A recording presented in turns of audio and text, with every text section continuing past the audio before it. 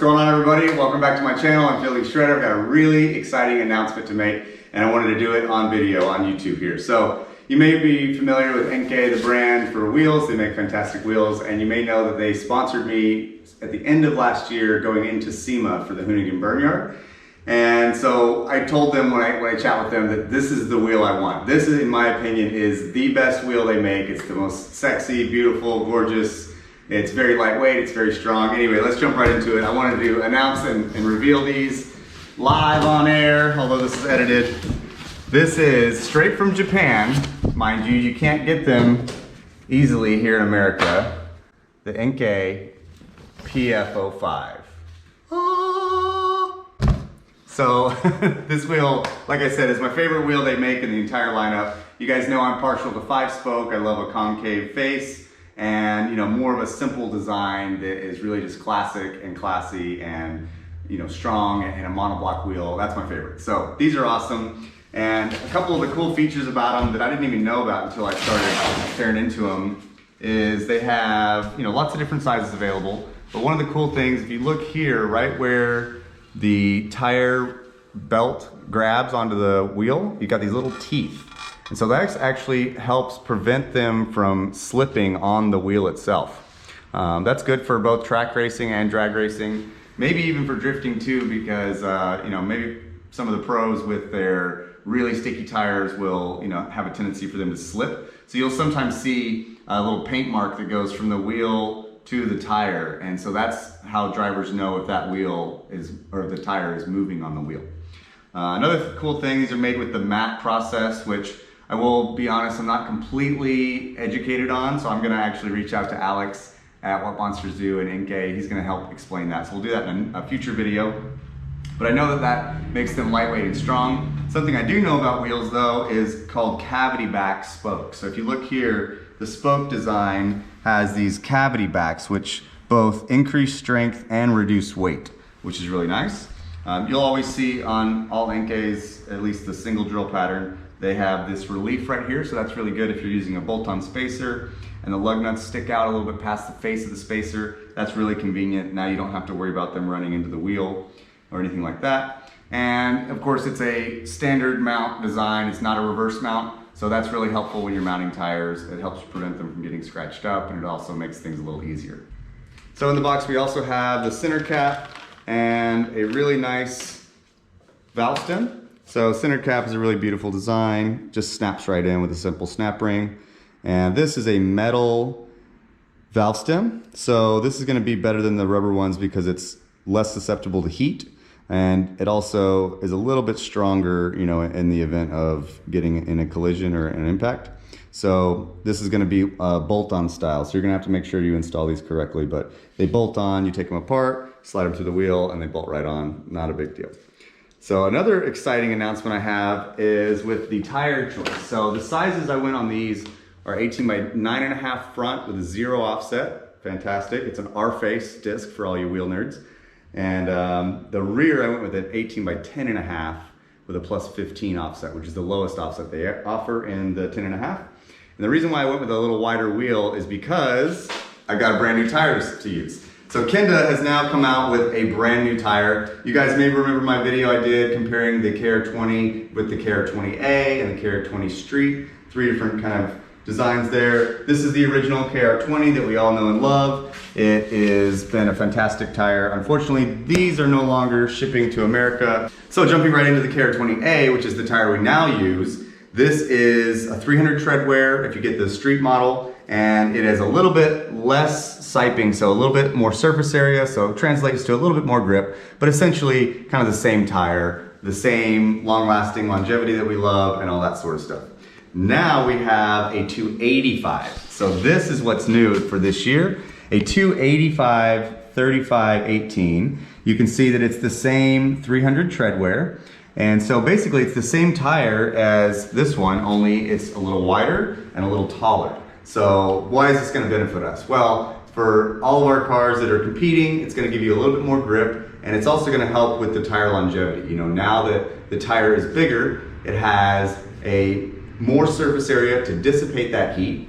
And it also is going to have a little taller sidewall, so a little more profile, which is going to help translate to grip on track. So I'm really excited to get to use these. Now you're going to want to probably change your setup just a bit to go with a little wider wheel. If you're going from the 265, that'll help kind of keep things square and keep things nice. So I've got everything mounted up here, and I wanted to give you guys the comparisons back and forth. So this is my 2019 setup, Enkei Kojins, and they're in an 18 by 8.5 front and an 18 by 9.5 rear. And then this is the new setup, the new Enkei PF05. So these are an 18 9.5 front and an 18 10.5 rear. Now the front tires I'm using are the same. They're the 180 treadwear KR20A from Kenda. It's in a 235/40/18 size. So you'll notice there's a little bit more of a stretch on the PF05s versus the Kojin, obviously, because the width is a little wider. Now, and the rears, I'm going from the 265 to the 285 now. So a 1-inch difference in the wheel width for the rear, which translates to basically the exact same tire fitment here. So these 265s fit square on the 9.5, where the 285s fit perfectly square on the 10.5, which I think is fantastic. It's gonna be really easy to bolt it on and go. Now they are gonna have a little bit different diameters as well, so I'll show you guys what I find on that here in a moment. And just for comparison's sake, you know, I've got my old XXR wheel here. So I actually have gone through and weighed all of these, both just the tire and just the wheel, so that we can get a apples to apples comparison. They're on the same scale, so even if the scale's off by a few grams or whatever, it still will give us the same information. So we'll start with the XXR. This is an 18 by 8.75, so 8.75 width. A little bit funky how they do their widths, but a similar design, 5-spoke. It is not a cavity back or anything like that, and it's a single drill pattern, so a very close apples to apples comparison. Now the XXR weighed in at 24 pounds and 11 ounces bare. So nothing on it, no tire or anything, 24 pounds, 11 ounces. The Kojin, which is also made with the MAP process technology from Enkei, 18 by 8.5, so slightly narrower and similar size and design here. You know what, I forgot if these are cavity back too, let me look. So no, they are not. So you can see the back of the spoke design is not cavity back, it's just a smooth back. And they still have the reliefs for everything like that. Just a little bit less expensive wheel, a little bit less technology that goes into it. So this is gonna be one of their tuner line, which is more of an entry-level car, or entry-level wheel. So these are gonna come in at 21 pounds and 13 ounces. So roughly 3 pounds lighter per front wheel, which is really nice because the less weight, you have the less rotational mass, you have less unsprung weight, which if you want to be a nerd, look that up and figure out what that means. I'm not going to start quoting you math, but it's significantly better. It's not just saving 1 pound, it's an exponential figure that you can go into. So your steering becomes lighter and easier to use. The shocks have to work less to move that wheel up and down and so forth. So that is the Kojin. It's gonna be 21 pounds, 13 ounces. And now for the PF05, which remember is a wider wheel, by a whole inch wider. So it's a 9.5 front width. That's gonna be coming in at 24 pounds and 1 ounce. So that's for the front. Okay, let's jump into the rears now. The Kojin, which is, remember, a 9.5 width, which is similar to, or exactly the same as the front PF05. This one's gonna come in right at 22 pounds, 8 ounces.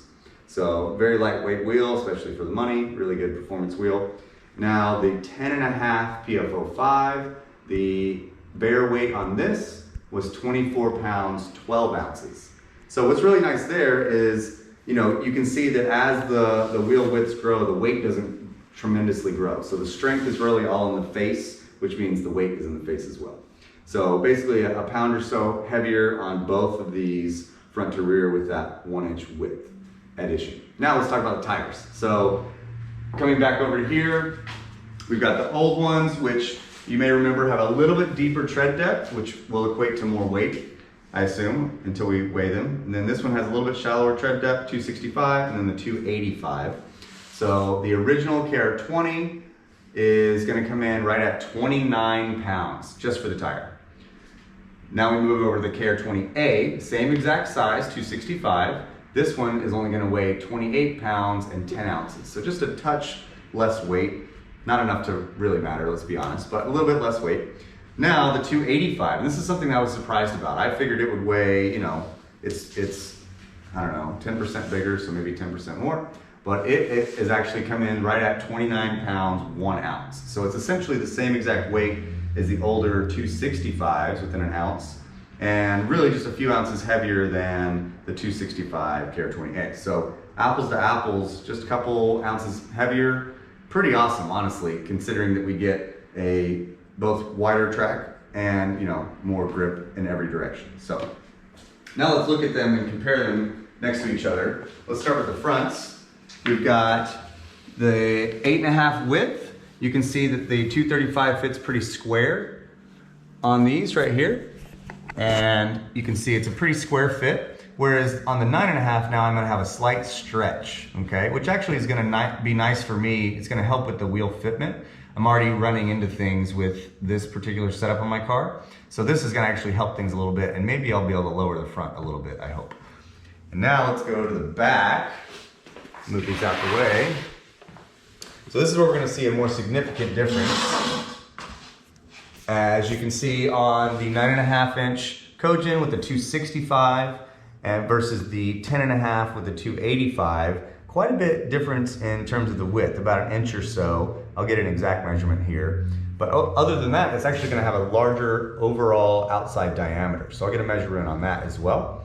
And that's gonna, again, equate to more grip and a little bit meatier stance, but also what I hope for is longer tire life. So obviously, no one likes buying tires, and even if you're sponsored and you get free tires, you still have to take them to events, you have to mount them, you have to dismount them, you have to dispose of them, you have to mess with taking them on and off your car and all that stuff that no one likes to do. So the longer this tire lasts, the longer I can stay out on track and have the most fun possible. And also it's gonna help with consistency. So that's another important thing. If you guys use just random tires or pull-offs or junkyard tires or whatever, you're really lacking a lot of consistency, whereas this is gonna be more consistent for longer, even over the 265, which is gonna, of course, be better for me to learn and continue to adapt my driving abilities and just continue to grow.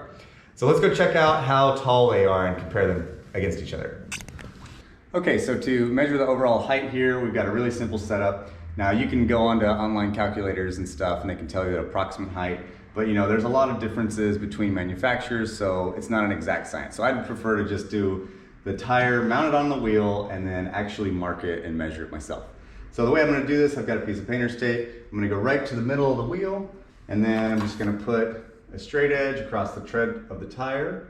Make sure that I have that nice and flat, and then mark it.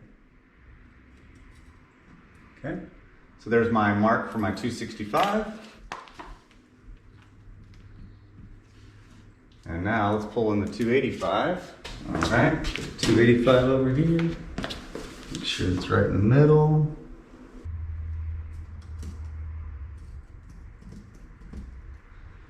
Okay, so there's my mark for my 285.